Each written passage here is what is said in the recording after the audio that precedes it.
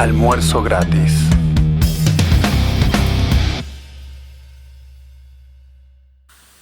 Hola gente, ¿cómo están ustedes? Espero que bien. Mariana, ¿vos? Bien, muy bien. Acá pensando a quién de ustedes dos le va a quedar mejor la peluca y la pollera. Ah, sí, por el tema Porque vamos a necesitar a alguien para el cupo trans. El cupo femenino ya lo tenemos, por eso estoy acá. Y eso viene muy al caso del tema de hoy. Anarcotiranía. Leandro, vos no dijiste cómo estás. ¿Significa eso que estás mal? No, estoy muy bien. Tengo voz de trans, Ah, pero eso se aprende. de chica trans. ¿Te afeitamos, te depilamos? No, ¿por qué? Y no No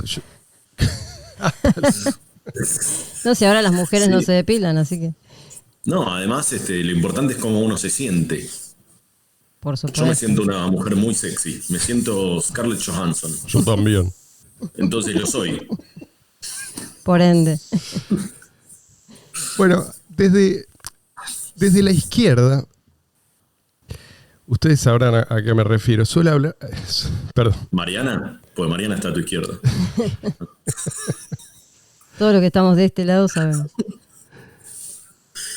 Se habla del fantasma del capitalismo salvaje. Sí, ya escucharon alguna vez hablar de... En estos Es términos, algo, ¿no? el Papa, ¿no? Creo que lo dice bastante. Y no solo el Papa. Desde todos los Wines, en realidad. Es una manera de atacar al rival ideológico, pero sin tener que argumentar. Y en este caso, se lo ataca con epítetos. Es una manera de distraer a la gente. Una de tantas maniobras, ¿sí? No es la única. Otra de las favoritas de la izquierda es llamar capitalista a lo que es socialista, ¿sí? Con el sistema monetario estatal que tenemos, ejemplo claro de planificación económica centralizada. O sea, culpan al capitalismo de las consecuencias del socialismo. Y lo cierto es que el capitalismo no puede ser salvaje, por definición no puede serlo. Porque todos son libres de no participar si no quieren. O sea, si no te gusta comprar comida, digamos, preferís producirla vos mismo, nadie te lo impide bajo el capitalismo. En cambio, el estatismo sí puede ser salvaje. Y de hecho, casi siempre termina siendo salvaje, aun si no empieza como tal, ¿no? O sea, hay una fantasía muy extendida, muy arraigada en la mente de la mayoría, en gran medida gracias al adoctrinamiento estatal que sufrimos todos, desde la más tierna infancia, ¿no? Y es que el Estado viene a poner orden. Que el Estado es una institución con reglas internas claras que sirve para organizar la sociedad, ¿no? Y por más que esto lo crean muchos, quizás la mayoría, no es cierto. Y no digo esto solo porque cada tanto una forma de gobierno es reemplazada por otra. Lo que quiero decir es que las élites en realidad manejan códigos que son similares a los de la mafia. O sea, si uno incumple, paga y muy caro. Pierde el poder o pierde la vida también. Pero no porque haya un sistema de justicia formal que lo condena, sino porque hay reglas no escritas que se respetan. No hay contratos vinculantes dentro de cada estado. Los miembros de la clase política se protegen mutuamente porque tienen intereses comunes. En este sentido se puede decir que el Estado es anárquico. Y esto prueba que la anarquía, ¿sí? la ausencia de un monopolio así que impone reglas por la fuerza, funciona. Dentro del Estado, la anarquía funciona. Y fuera del Estado también. A ver, Entre estados también. ¿cómo? Exactamente. Tal cual. Estados. Exactamente. Si vos vas a un restaurante y no te dan comida envenenada, no se debe a la existencia de tal o cual ministerio, ¿sí? Sino que el dueño del restaurante pierde clientes si los envenena. A lo que desincentiva el envenenamiento no son los mandatos estatales, sino, en este caso, el interés del dueño del restaurante. El problema es que sobre nosotros sí pesa la arquía, el poder coactivo, el uso de la fuerza, el inicio del uso de la fuerza, pero no sobre los que hacen y deshacen reglas, no sobre los titulares del poder político y sus aliados. Lo que nos imponen a nosotros, para ellos no cuenta. Y eso no depende de la forma de gobierno. La democracia liberal, que es la religión de estos tiempos, digamos, no resuelve el problema. La verdad es que hay un conflicto inevitable entre liberalismo y democracia. El liberalismo aspira a proteger los derechos individuales, ¿no? La propiedad privada. Propiedad, libre intercambio, libre asociación y desasociación. Por otro lado, la democracia somete los derechos individuales a los caprichos de la mayoría. Es decir, que ya en teoría fracasa la democracia liberal. Pero es que en la práctica ni siquiera eso es cierto. ¿Sí? Eso que ya es bastante preocupante, ¿no? No es la voluntad de la mayoría la que directamente se come, por así decirlo, derechos individuales. En última instancia, siempre hay un grupo de gente que dice interpretar a la mayoría y que tiene efectivamente el control, que decide. Entonces, no hay un ente homogéneo, aunque se hable de la gente, del pueblo, como quieran llamarlo, que se expresa a través de sus representantes políticos. Lo que hay es algo más parecido a una guerra, más o menos disimulada, ¿no? Hay unos que tienen poder coactivo y otros que lo padecen. Hay unos que mandan y otros que obedecen. Igual que en los gobiernos no democráticos. Entonces, en este aspecto no hay una diferencia sustancial. Por supuesto que esto se disfraza, pero si quitas el disfraz, vas a ver que hay unos que deciden en nombre de la mayoría y lo hacen para beneficiar a sus aliados, a los que los ayudan a mantener o acrecentar su poder, a expensas de todos los demás. Pero no pueden hacerlo de cualquier manera. La clase gobernante siempre está necesitada de legitimidad. Pues sin una doctrina que justifique lo que hacen, serían vistos como simples delincuentes comunes. Entonces, ¿cuál es hoy la manera generalmente aceptable de ganar control social? Es decir, que se está gobernando en nombre de todos, cuando en realidad se está gobernando en nombre de una mafia, con la complicidad de buena parte de la población, especialmente la población improductiva, que aumenta continuamente. ¿Y la pantalla cuál es? Es toda esa lista de reivindicaciones que ellos llaman sociales, ¿no? De ahí viene la inflación de derechos. Es que todos los que aspiran a gobernar compiten por quién otorga más de estos supuestos derechos, que en realidad no son más que privilegios, que te dan la posibilidad de beneficiarte del fruto del trabajo ajeno obtenido a punta de pistola. Entonces, nos quieren hacer creer que hay un conflicto entre derechos humanos y derecho de propiedad y que ellos lo van a resolver sacando nuevas leyes. Porque las viejas leyes son siempre peores. Desde este punto de vista, una nueva ley siempre es mejor. Es bueno que se trabaje en hacer nuevas leyes. Y ni siquiera derogan la otra, o sea, ya... Sí, se amontonan, una arriba de la otra. Sí. Y ley es cualquier cosa que logran pasar como ley. Es una cuestión de poder. No hay nada que nos proteja de ellos dentro del sistema, digan lo que digan, ¿no? Y cuantas más leyes hay, más fácil les resulta asustar a la gente, acosar a la gente, silenciarla, ¿sí? Porque todo es tan complejo, tan cambiante, tan discrecional, que todos están infringiendo una o más leyes en todo momento. Cuantas más leyes idiotas sacan, más grande y más peligroso se vuelve el Estado. Y Ellos cualquiera. mismos infringen las leyes sin hablar de la corrupción, ¿no? Son los Ellos primeros. mismos infringen las leyes porque no saben, nadie puede saber cuándo está incumpliendo una ley o no, de tantas Exactamente. que hay Y y esa, tan y esa es la raras idea, también. ¿sí?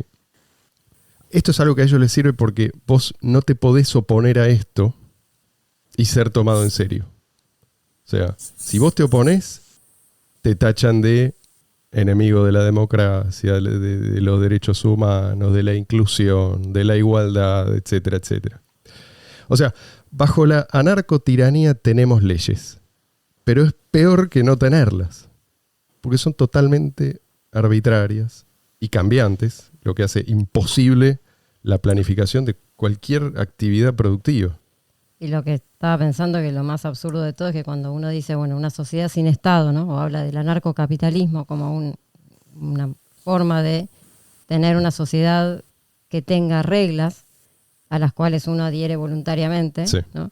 Te dicen, no, pero eso es un viva la pepa, ahí cualquiera va a hacer cualquier cosa, se van a terminar matando, van a terminar robándose, y vos decís, esto es un viva la pepa. Exactamente. Esto sí es el verdadero viva la pepa, donde en realidad hay unos pocos o muchos beneficiándose de los demás que somos víctimas de esta arbitrariedad que vos decís. O sea que, Sí. en definitiva, son leyes que no elegiste, gente en el poder que no elegiste, con un montón de reglas cada vez nuevas, cada vez más opresivas, Sí. que tampoco elegiste y O sea, al fin y al tenemos cabo, ley, y que no cumple, y que nadie cumple. O sea que realmente nadie cumple y los primeros en no cumplirla son los que están arriba.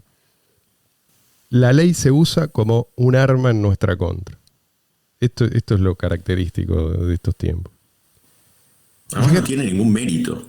Viste que dicen nosotros, cuando se pelean entre ellos o discuten, dicen nosotros pasamos 77 leyes y ustedes solo pasaron 21 o presentaron 42 y nosotros presentamos 114.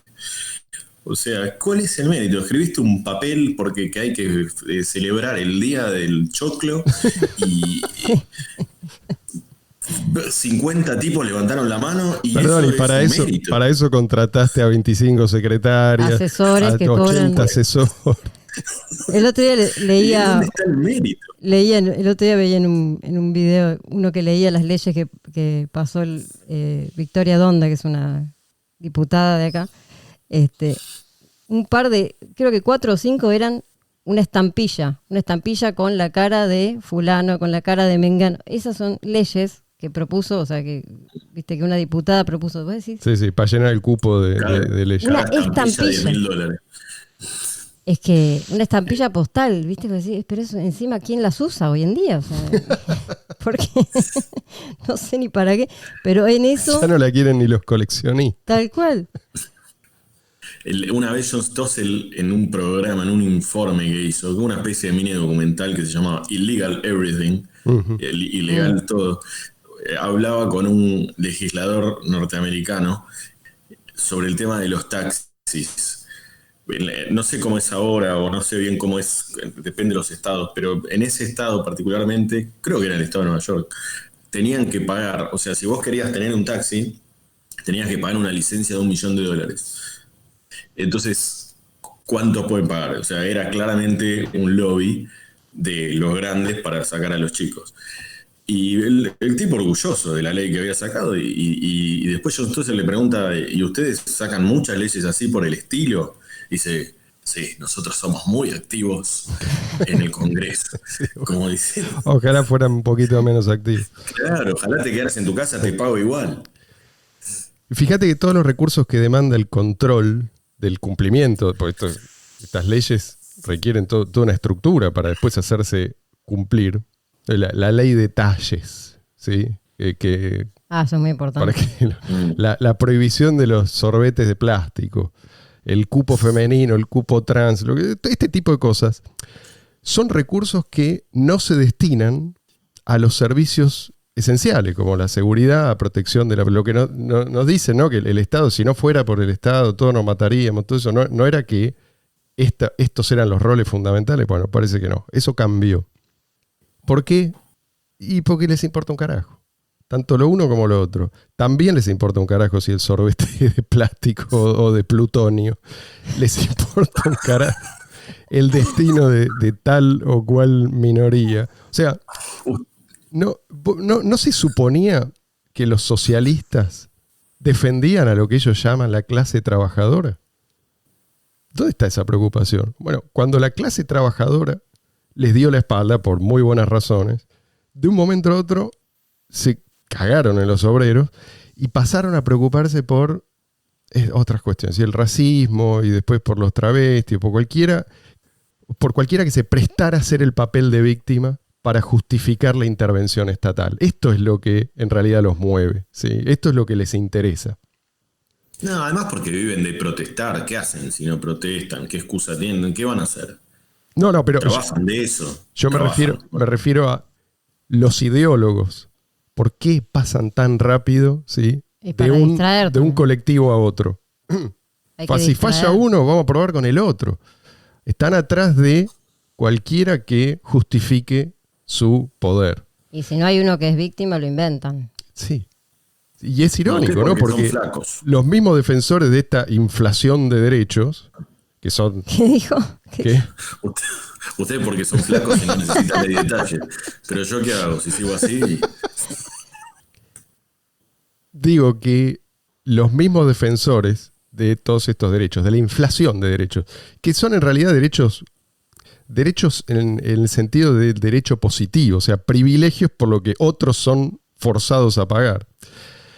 Digo que los mismos defensores de estos pseudo derechos para las minorías, los marginados, los postergados, no parecen preocupados por las culturas en las cuales, por ejemplo, las mujeres tienen el estatus legal del ganado, ¿sí? o el discurso no alineado con el gobierno de turno se castiga con la muerte. No, ahí usan el relativismo cultural como para decir, no, bueno, pero cada cultura es diferente. Sí. O sea, acá los homosexuales son supuestamente oprimidos en Occidente, pero si se los castiga con la muerte en Irán, pongámosle, o en Arabia Saudita, ahí está bien. Ahí está bien. Entonces, así entendés qué es lo que en realidad los motiva, ¿sí? ¿Por qué les importa tan poco esta contradicción? Lo único que les importa es el poder. Y el poder en el peor de los sentidos. El poder de hacer daño, de acosar, de humillar, de empobrecer a la gente de bien. De obligar a la gente a asumir culpas que no les corresponden. De hacer sufrir a la gente que se gana la vida honradamente. Es una verdadera cruzada, o sea, es una cruzada psicopática. Y uno se pregunta, ¿no? O cabe preguntarse, ¿por qué lo hacen? Digo, simplemente porque pueden hacerlo. ¿Sí? Es como preguntarle a un gato por qué despedaza lentamente al pajarito que acaba de cazar. Porque la pasa bien así. Y porque puede salirse con la suya. En la narcotiranía, los que no son criminales sufren todo el peso de la ley. Esto es lo característico. Mientras que los criminales son protegidos por el poder político o directamente forman parte del poder político. Y en esta lucha por el poder es necesario atacar a todos los posibles competidores.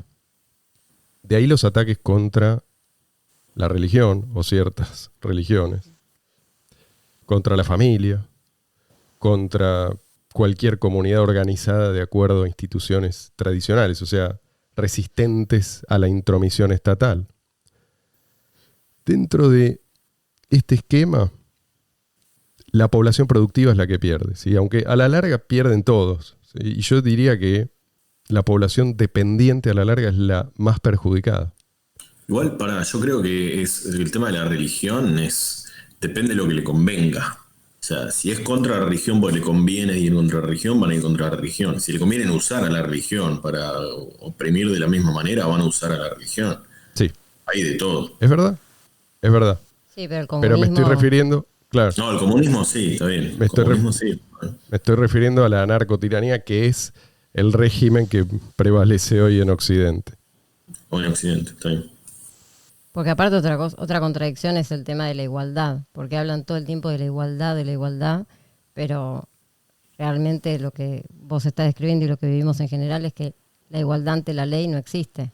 Entonces hablan de que tenemos que ser, digamos, más iguales y que todo el mundo tiene que tener la igualdad de oportunidades, igualdad de resultados también, ¿no? Porque ellos van más por el lado de la igualdad de resultados más que igualdad de oportunidades, pero la igualdad ante la ley, que es lo que nos hace, o sea, que hace que una sociedad pueda prosperar, es lo primero que desaparece cuando tenés este tipo de sistemas.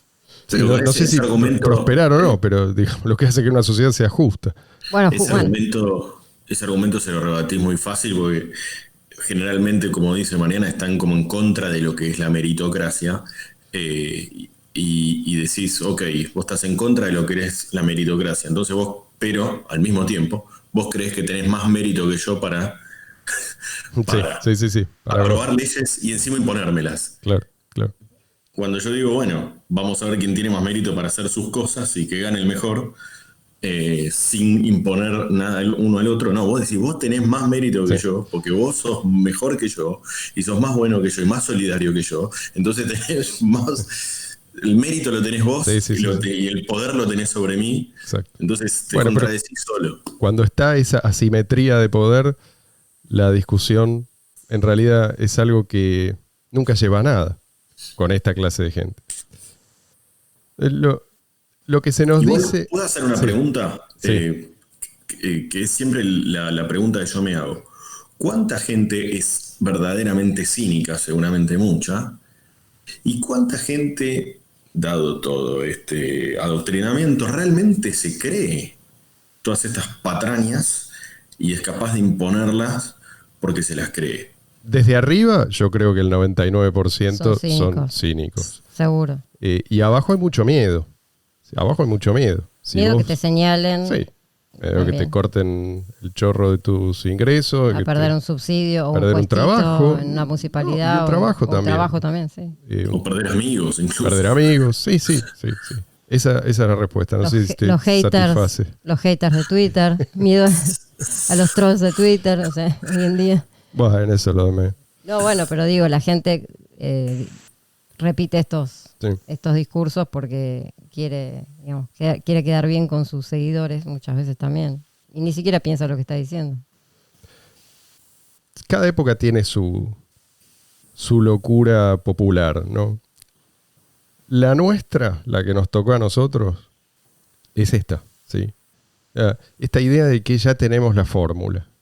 Y es solo cuestión de aplicarla. Ya llegamos al fin de la historia y nos guía políticamente el ideal de una república, ¿no? Con equilibrio entre, perdón que me ría, pero entre los distintos poderes. ¿No crees en la división de poderes? Y una población, además, una población ilustrada que vota a sus representantes después de informarse, ¿no? Porque aparte vos mirá lo que es la república, ¿no? O sea, vos tenés los 3 poderes, pero de esos 3 poderes solamente 2 son elegidos por el pueblo. El poder judicial, o sea, la justicia, la Corte Suprema la eligen los que están en el poder. Y además, que son los que supuestamente tienen que controlar a los otros. Entonces vos ya está, o sea, ya es un sistema que de movida hay algo que está mal. Pero además vos, aun cuando elegís, entre comillas, ¿qué elegís? No, bueno. Un menú de 2.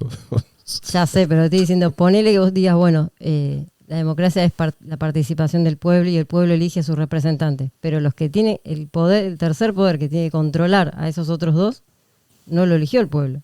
Igual yo sí me informo, veo carteles de un pelado sonriendo que dice justicia, educación y trabajo.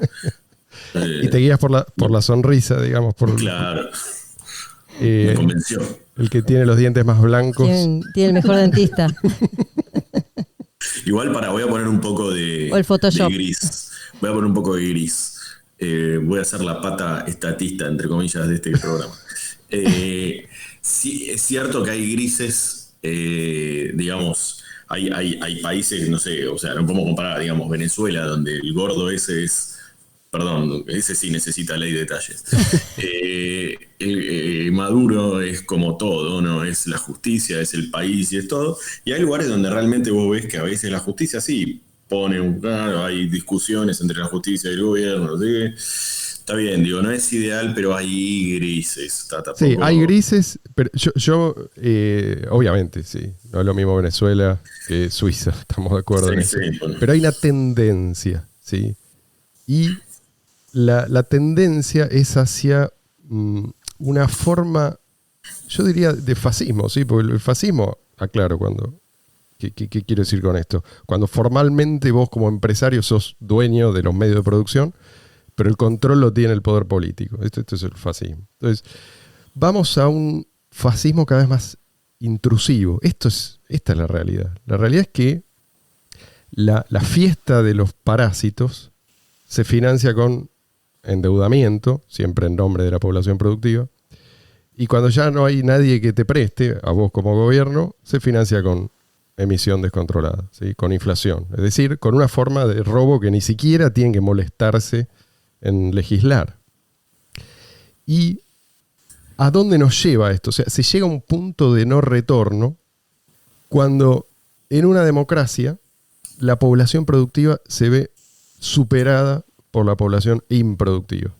El negocio pasa por exprimir cada vez más a la población productiva en beneficio de la improductiva. La cosa es así. Si vos tenés un ingreso de, digamos, 100 pesos, ¿sí? Yo te saco 80 pesos y los reparto entre 4 tipos, 4 vagos, ¿sí? Le doy 20 pesos a cada uno. 80. Perdí tu voto, pero gané 4 votos. Así es el juego, ¿sí? El otro día alguien daba el ejemplo, ¿quién era? En Twitter. De un... Perdón, ¿puedo agregar algo? Sí. A veces al que le sacan 80, a veces, se siente culpable. Bueno. Y termina siendo 5. No, o sea, no son muchos, pero hay, ¿eh? Sí. Pero digamos que hay un fuerte desincentivo ahí, ¿no? Y si vos no querés 80, digamos 95, en algún punto. Claro, lo que pasa es que depende de esa cantidad. Depende de esa cantidad. Obvio. Hay un nivel al cual ya no hay forma de que siga funcionando. Sí. O sea, perdés el apoyo de esta persona si la obligás a morir de hambre y a trabajar cada vez más horas. En algún momento lo vas a perder, aunque más no sea porque se muere de hambre. Pero digo que el adoctrinamiento es tan grande que a veces no, si le sacan, digamos, como dijiste, es verdad, el 90, qué sé yo, bueno, se van silbando bajito, ¿no? No dicen nada y se van del país donde le sacan toda esa plata y se van a otro lado. Sí. Hayan dicho lo que hayan dicho en el pasado. Pero igualmente hay como cierto, he escuchado ese argumento, no, hay que pagar los impuestos y qué sé yo. El otro día leía, no me acuerdo de dónde le saqué esto, pero un tipo que sumando todos los subsidios que puede conseguir acá en Argentina, cobra más o menos 50.000 pesos, ¿sí? Libres de impuestos. Todo ese dinero se lo están quitando al tipo que se desloma trabajando. O sea, para ganar eso, libre de impuestos, tiene que laburar. Que gana 20. 50.000 pesos, teniendo en cuenta que el salario mínimo acá, ¿cuánto es? 30.000. No sé cuánto es, pero digo, mucho más que un salario mínimo. Es más que un salario mínimo, sin duda. Pero el Estado benefactor no beneficia solo a los vagos que prefieren cobrar planes. Que por otro lado es comprensible, ¿no? O sea, si tu vecino labura 10, 12 horas por día para ganar lo mismo que vos, y bueno, yo también iría a la ventanilla de los planes. También beneficia a los ricos bien conectados con el gobierno, ¿sí? Entonces, si premias consistentemente al inútil y al delincuente, y castigás al que aporta valor a su prójimo, ¿cuál va a ser el resultado? Más inútiles, más delincuentes, menos gente civilizada y productiva.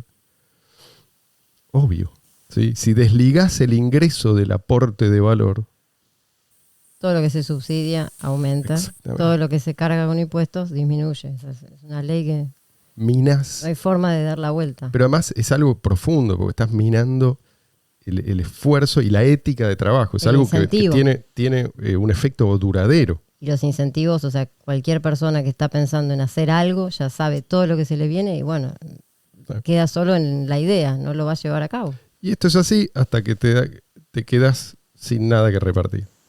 Porque sin producción no hay redistribución. Pero eso es algo que siempre se trata de postergar, ¿sí? Para que el problema sea de otro gobierno. Y la pregunta que va a hacer Leandro obviamente, es ¿qué hacemos al respecto, no?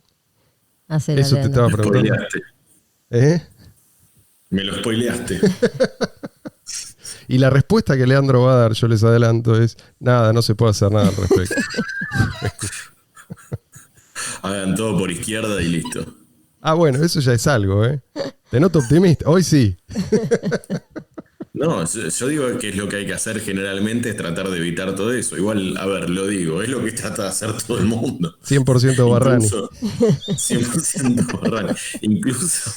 Incluso el que se dice cumplidor de la ley y no sé qué cosa, siempre tiene plata abajo del colchón. O sea, Entonces, yo creo que hay 3 posturas.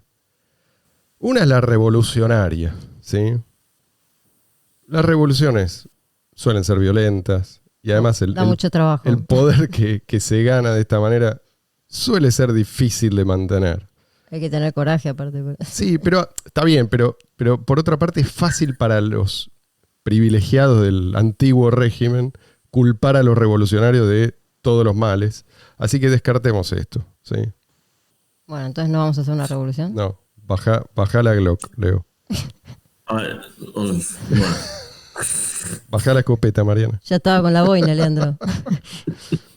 Después está la postura del reformista. Esto es básicamente lo que se viene intentando desde que existe el liberalismo, ¿no? Así que descartémoslo también. ¿Cuál es la postura de Leandro? Y yo acá adhiero, ¿eh? Yo la llamaría aceleracionista. A mí me gusta porque él dice todo lo que yo pienso. Él sabe todo lo que yo pienso, todo lo que estoy por decir. Leandro es un aceleracionista, no lo sabe. Y te dice también hasta que lo que no sabes y lo que no pensás. ¿Qué es lo que quiere el aceleracionista? Quiere fomentar o por lo menos no oponerse al crecimiento tumoral del Estado que conduce inevitablemente a la catástrofe, ¿sí? Lo que quiere es dejar que el estatismo siga su curso natural, que lleva al estancamiento económico, con o sin hiperinflación. Esto obviamente no beneficia a nadie, ¿sí? Pero es justamente eso lo que quiere el aceleracionista. El descontento generalizado, el temor también, llevan a la gente a aceptar reformas profundas que de otro modo habrían resultado inviables. O sea, el reformista dice, no estamos tan mal, hagamos reformas para estar mejor. El aceleracionista dice, no. ¿Sí? Dejalos que se... Claro, como decían los viejos trotskistas, cuanto peor mejor. ¿Por qué pasa esto? Porque ningún gobierno puede proponer reformas, digamos, las reformas necesarias y sobrevivir cuando todavía no cunde el pánico. No lo van a votar o no se va a sostener en el poder. Entonces, claramente no soy aceleracionista. Creo que Drogoteca va a estar, el comentarista, uno de nuestros grandes comentaristas, va a estar de acuerdo conmigo. Voy a explicar por qué, para que Marcelo me corte en el medio. Bueno, a ver, el aceleracionismo puede fallar, digámoslo también. Pero el tema es que las otras estrategias fallan siempre. Una cosa es poder fallar, otra cosa es garantía de que vas a fallar. Entonces yo la veo como la única solución. O sea, uno de los resultados felices, digamos, ¿no? Cuando funciona esta estrategia, es que la gente deja de confiar en que el Estado va a resolver sus problemas. Y deja de esperar que las soluciones vengan de arriba. Ejemplo de esto, hay un montón, ¿sí? Son todos traumáticos, pero son buenos ejemplos, ¿sí? La Unión Soviética, o se desmoronó, fines de los 80. Caso de Suecia, ¿sí? También, cuando hicieron reformas, cuando les quedó más remedio. El caso de Israel, que fue en los 90, lo de Suecia, que fue en los 80, Israel fue en los 90. Argentina también, a fines de los 80, principios de los 90, Israel. También, lo mismo Argentina, después de Alfonsín.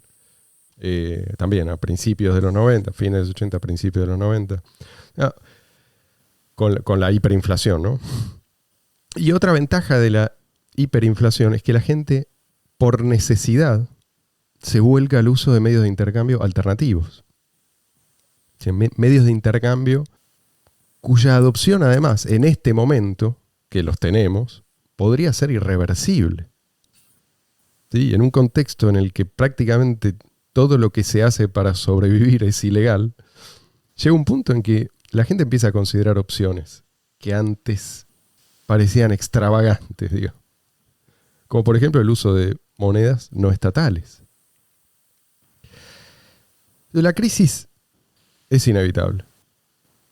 Por eso, digo yo, es importante, por un lado, explicar sus causas, ¿no? Ahora, por más que uno se exponga a que le tiren tomates, para ganar credibilidad después de la crisis.